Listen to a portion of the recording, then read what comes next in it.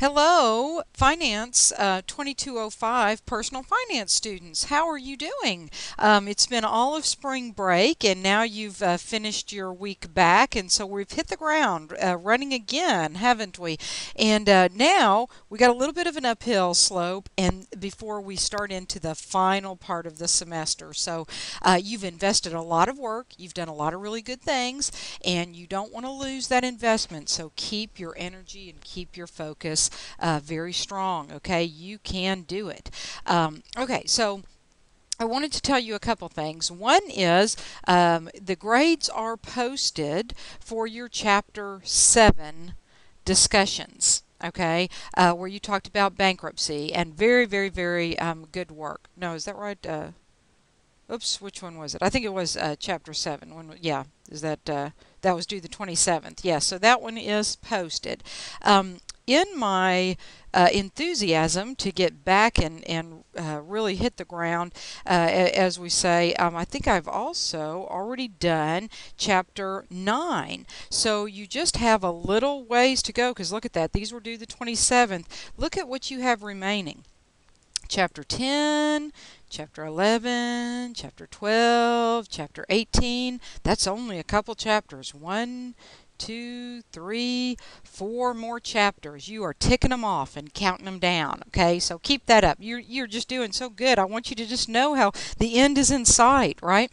Now, if I come over here to the quizzes link, let's see what else lies ahead. Well, of course, you know that you have one chapter quiz or quiz per chapter. So you see that, what's remaining. But then there's this extra SLO practice quiz. And so I wanted to talk about that because as you look at, towards the end, and we're going to pull up the schedule here in a moment, you're in the homing stretch, but there are a lot of tests coming up. So, buckle down, stay highly focused as you move into these last couple chapters. One test that we need to prepare for is the SLO test, and that is not you don't take that inside of pause. I'm going to tell you more about that in just a moment. But you also have exam number 2, which covers the chapters that you see here, and you have a third exam, the comprehensive final. Now remember, you've taken exam number 1, so one of your 3 exams will be a drop grade. I look at the 3 exams, exam 1, exam 2, and exam 3, and I drop whichever grade is the lowest. So hopefully you did well on exam number 1. If not, shake it off, look to the future, to what you can, control that's coming up. Work hard on exam number 2, work hard on exam number 3. If you did do very well on exam number 1 and you do well on exam number 2, then you know that, exam 3 is nothing but a thing, right? I mean, you just do your best on it because whichever one is the lowest is the one that will be dropped. Okay, let's talk about the SLO practice exam. To do that, I'm going to pull up a couple things. One is our syllabus. And round about page 3 of the syllabus, you see your grades, methods of evaluation, and we talk about the chapter quizzes.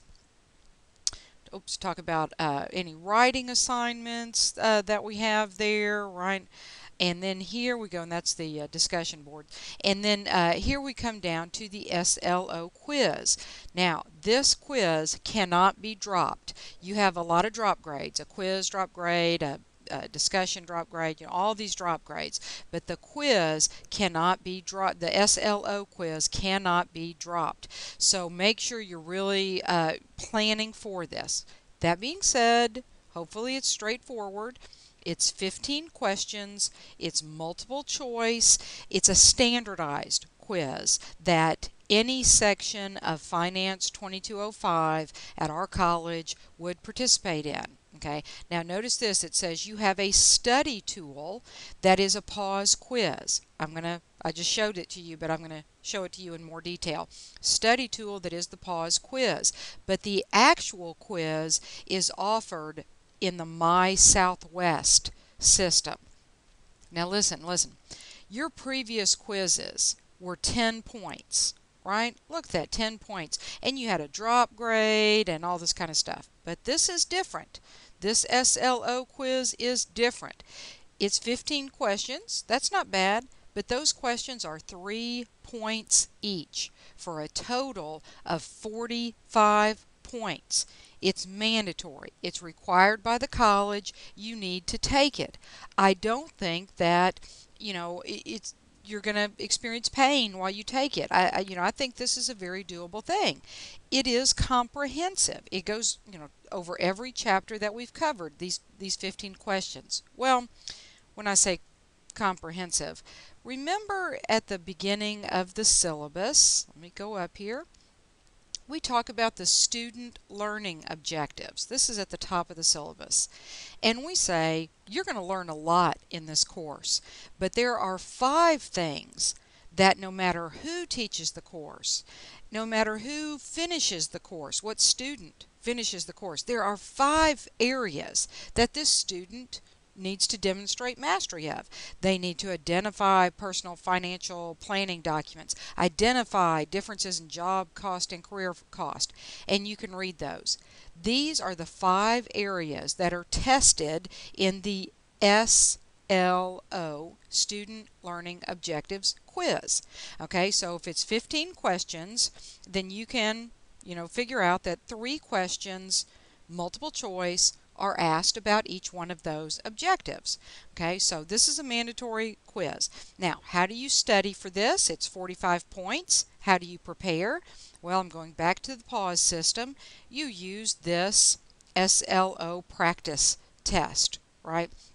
Now, it opened up yesterday. It opened up on Thursday, and I say I don't give you points, but remember you're using this to study for the actual SLO quiz or exam. You want me to tell you something? Some of the actual questions that you're going to see on the SLO exam are included in here.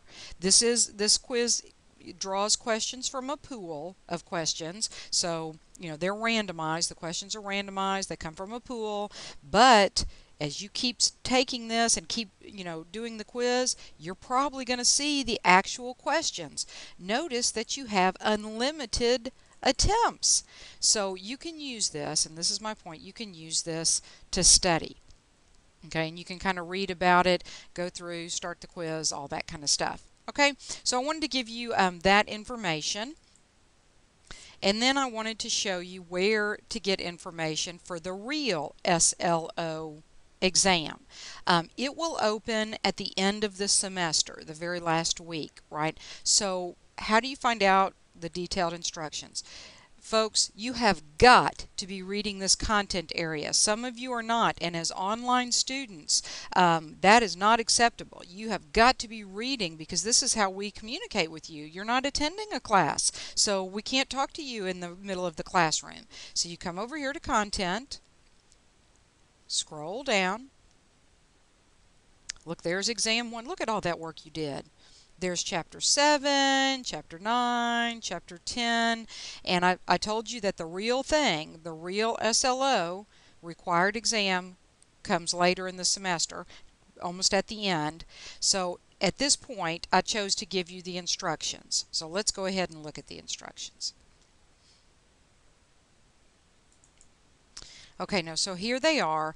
I do want you to be very patient. Wait for this page to load. It may take a while, so be very, very patient.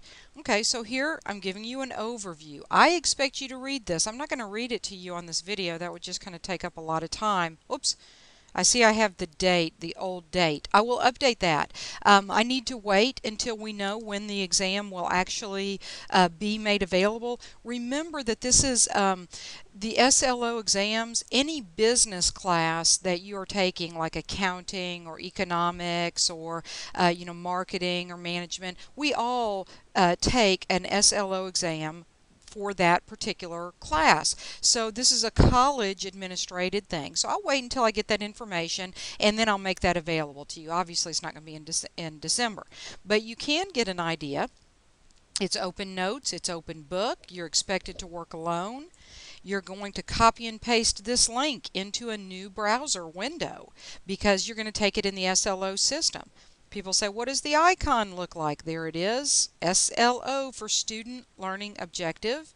make sure you read the instructions. Right? You're going to, if you are enrolled in multiple courses, you'll be doing this exam instruction in each of your business courses. So you'll look for our course, and then again, read, okay? And I do put a password, as you know, I put a password on the exams so that you don't accidentally start it. Let me tell you, with the SLO exam, this is critically important, critically important. I cannot reset the exam for you. It is not possible. If your computer crashes, that's probably it. And so there goes 45 points. So you need to really be careful. I mean, extra careful with this SLO exam, okay, with the real one. And so you will, once it's available, type in the password 1234, exactly as you see it there.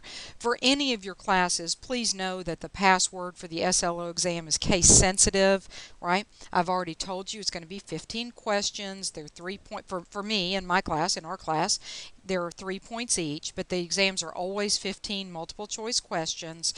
You're going to take it. You're going to make sure that you click the submit button when you're done. Now, you'll be taking this test, but then right away, because this is at the end of the semester, you're going to be working on exam number 2 and exam number 3, the comprehensive finals. So we're going to have a lot coming up here at the end of the semester. Make sure that you're paying attention to the schedule, to your due dates on the quizzes, to your due dates on the discussion board, right? That's going to be very, very important.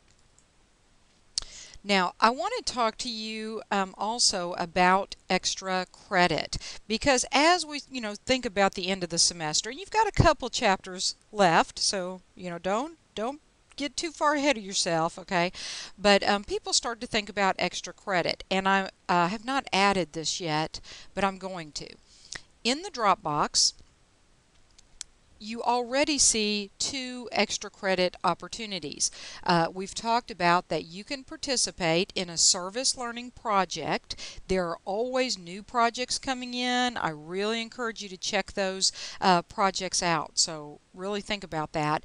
But I will also give you extra credit for for completing the student evaluation of teaching. It's called the SET.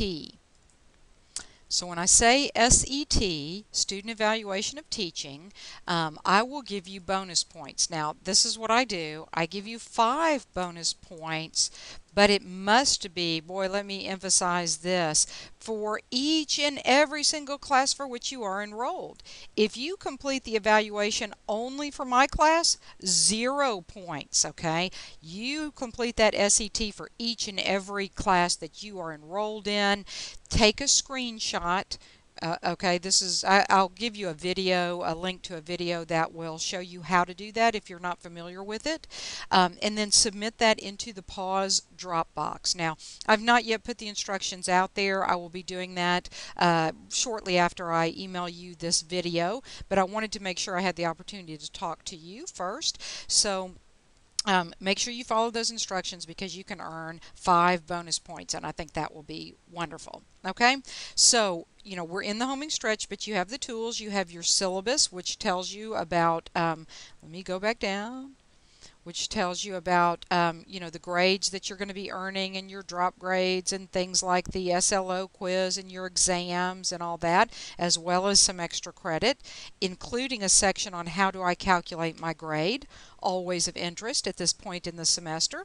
You have your schedule, and so there went spring break, and you've come back and you've already knocked out these 2 chapters, and you're working ahead towards chapter 10. So you're working on that, and then of course you're seeing down here are the dates that I'm planning for the SLO quiz to start in April. I'll confirm that with you, but be ready for this, okay? April 25th through May the 1st that you'll be taking that. And then look at this. Immediately you also have exam number 2, and then back to back, exam number 2 closes and it's final exam week. Now, why do I do that? Because one is comprehensive, this exam number 2 is not, but most important, because we have 3 exams, then you have a drop grade. If we didn't have 3, then you wouldn't be able to have a drop grade. So, so really important stuff here. Make sure you're looking at that as we move forward. And I hope you did have a great spring break. I hope you're rested and refreshed, and that you're working hard at the end of the semester. Thanks so much, folks. I do appreciate you. Bye.